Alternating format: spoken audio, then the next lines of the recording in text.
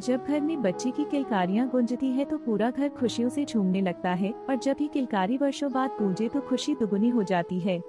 मगर दर्शन के पैदा होने पर घर में खुशियां नहीं बल्कि ऐसा सन्नाटा फैल गया जैसे कोई अनहोनी हो गई हो। घर का एक एक शख्स जो बच्चा होने की आस लिए फूले नहीं समा रहा था, वो दर्शन को देखते ही बेचैन होने लगा था।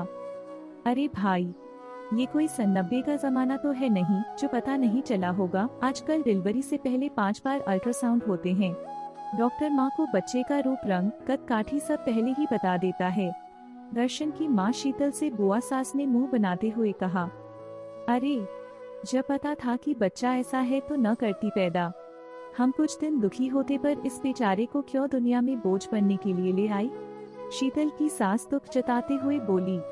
कुछ ऐसे ही मिले जुले ताने घर का हर एक शख्स दर्शन की माँ को मार रहा था, पर शीतल चुपचाप सबके तानों को अनसुना करते हुए दर्शन को प्यार कर रही थी।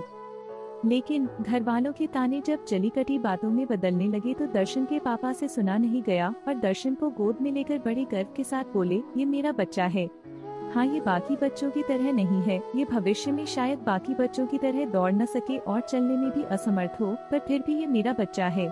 मैं अपने बच्चे की इस अपंगता को कभी उसकी कमजोरी बनने नहीं दूंगा। रही बात इसकी माँ शीतल की, तो हाँ, उसे पहले से मालूम था कि हमारा बच्चा चल फिर नहीं पाएगा।